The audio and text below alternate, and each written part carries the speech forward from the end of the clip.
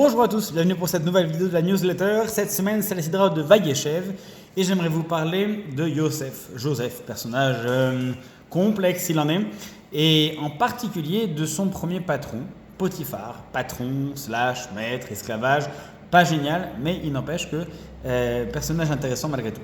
Et la Torah nous décrit un patron qui n'est pas foncièrement absolument mauvais, il a quelques travers, mais il reconnaît en Yosef une certaine grandeur. Et c'est sur celle-ci que j'aimerais revenir. Vaya Potiphar, donc Potiphar a vu qui Hachem Ito, que Dieu était avec lui. Et nous sachons, ça veut dire quoi que Dieu est avec soi?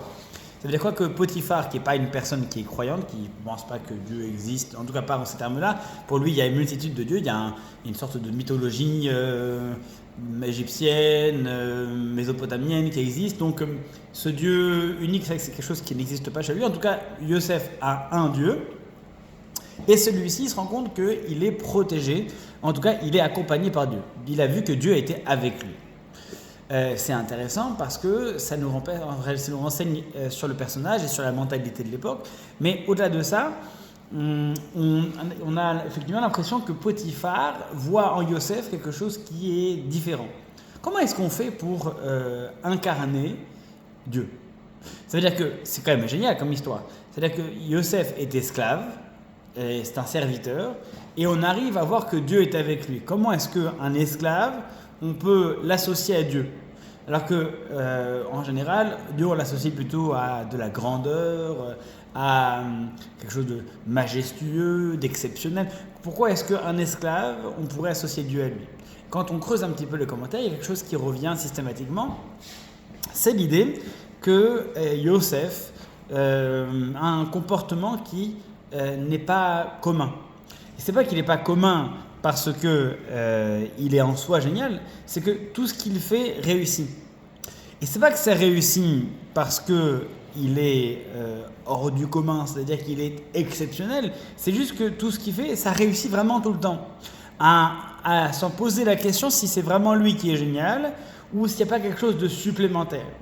En gros, la différence qu'il y a entre quelqu'un de génial et quelqu'un de, entre guillemets, chanceux, elle est ténue. Parce que souvent, ce qu'on considérait de la chance, c'est tout simplement du travail ou du génie. Et en fait, c'est pas de la chance, c'est qu'on a mis toutes les chances de notre côté au point qu'on réussit toujours. Mais il y a quand même un facteur chance.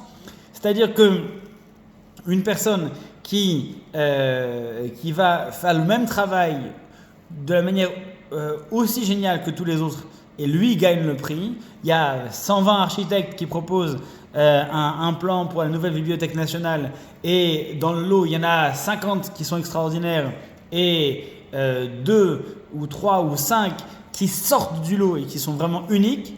Celui qui va être choisi, quand on voit les autres et qui se valent tous dans le génie, dans la beauté, dans l'application, etc., celui qui va être choisi, il y a un facteur en plus. Eh bien, imaginons que celui-là, la personne, ça lui arrive une fois, et là il est choisi, on peut dire, tiens, il est bon. Ça lui arrive 10 fois, on dit, tiens, il est exceptionnel. Mais si tout ce qu'il fait réussit systématiquement, et ce, de manière anormalement, au niveau des probabilités qui sont anormalement élevées de réussite, là on peut dire, tiens, il y a un truc en plus. Et c'est pour ça que Potiphar a vu que Dieu était avec lui. En gros, tout ce qu'il faisait, ça réussissait systématiquement. Soit il est génial, soit il y a un truc en plus. Eh bien, je pense que la réponse se situe un petit peu entre les deux. C'est-à-dire que lorsqu'une personne veut associer Dieu à son partenariat, donc, veut créer un partenariat avec Dieu dans sa création, dans son artisanat, etc., il y a effectivement la partie où lui-même doit faire preuve d'ingéniosité, d'originalité, de génie, etc., et puis se rendre compte qu'il y a une petite partie qui ne dépend pas uniquement que de lui. De faire le maximum, mettre toutes les chances de son côté, vraiment se renseigner sur la manière de briller le plus, mais se rendre compte qu'il y a quelque chose qui est de l'ordre du plus et jouer également sur ça pour arriver à briller complètement. À tel point qu'on pourra dire de lui que Dieu est avec lui. En fait, considérer que Dieu est avec soi, c'est une approche, c'est une méthode. C'est-à-dire, c'est allier l'excellence, entre guillemets, à la chance, à la confiance en Dieu. lorsque on ne se fait que confiance à soi, on peut aller très loin. Lorsqu'on fait confiance à soi, mais en plus, on a quelque chose de l'ordre du génie, de la folie, qui est ce truc en plus dans lequel on va confier son projet, on va le rattacher à quelque chose de supérieur, alors on a l'humilité qui s'allie au génie, de se dire c'est génial ce que j'ai fait, mais c'est aussi Dieu qui m'a permis.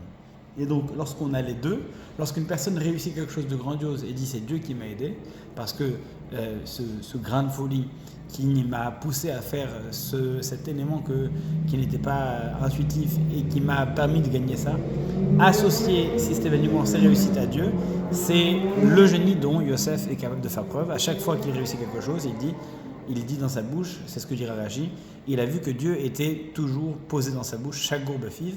Ça, c'est quelque chose qui est de l'ordre du génie avec Dieu.